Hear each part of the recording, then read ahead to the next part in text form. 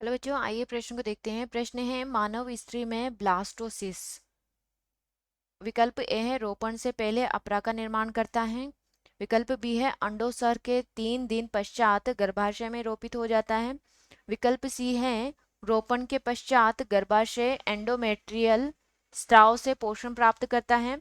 और विकल्प डी है ट्रोफोब्लास्ट कोशिकाओं द्वारा एंडोमेट्रियम में रोपित हो जाता है। ठीक है, तो यहाँ पे बच्चों सबसे पहले हम बात करते हैं प्रश्न की मुख्य अवधारणा के बारे में।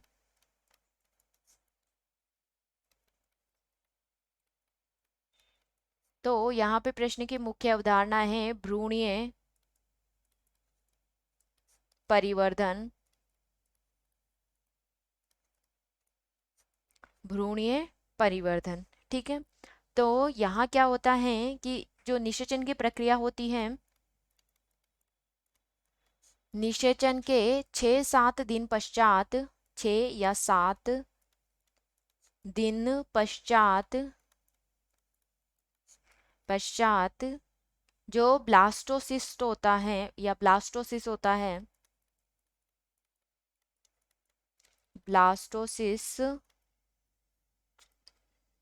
ट्रोफोब्लास्ट कोशिकाओं द्वारा ट्रोफोब्लास्ट कोशिकाओं द्वारा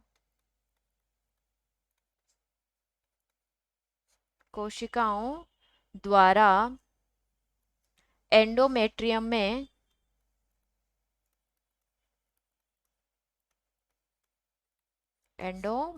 में रोपित हो जाता है। ठीक है, एंडोमेट्रियम में रोपित हो जाता है। ठीक है, तो यहाँ पे जो रोपण के पश्चात क्या होता है,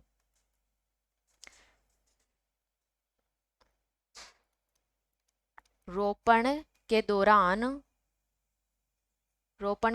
क्या होता है, जो ट्रोफोएक्टोडर्म है, ट्रोफोएक्टोडर्म ट्रोफोएक्टोडर्म गर्भाशय एंडोमेट्रियम के संपर्क में आती है। किसके संपर्क में आती है? गर्भाशय एंडोमेट्रियम के संपर्क में आती है। एंड्रोमेट्रियम, गर्भाशय एंडोमेट्रियम के संपर्क में आती है।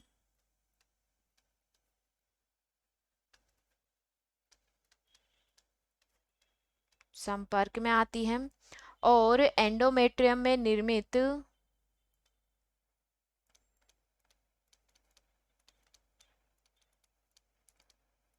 एंडोमेट्रियम में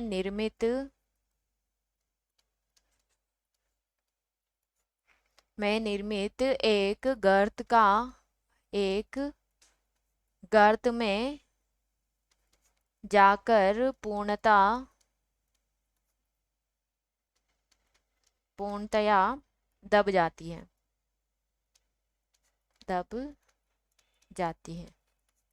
ठीक है, तो यहाँ पे प्रश्न में हमें क्या पूछा गया है कि जो मानव स्त्री में जो ब्लास्टोसिस है वो क्या आता है? रोपण से पहले अपरा का निर्माण करता है।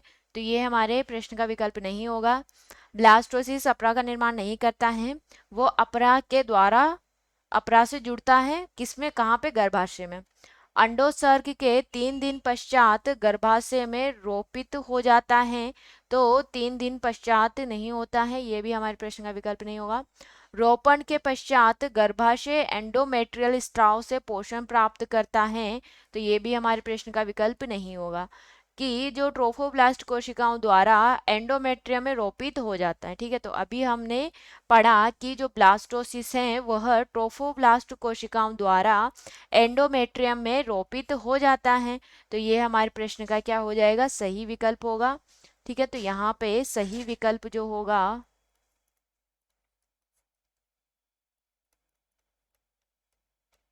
सही विकल्प विकल्प डी सही विकल्प होगा।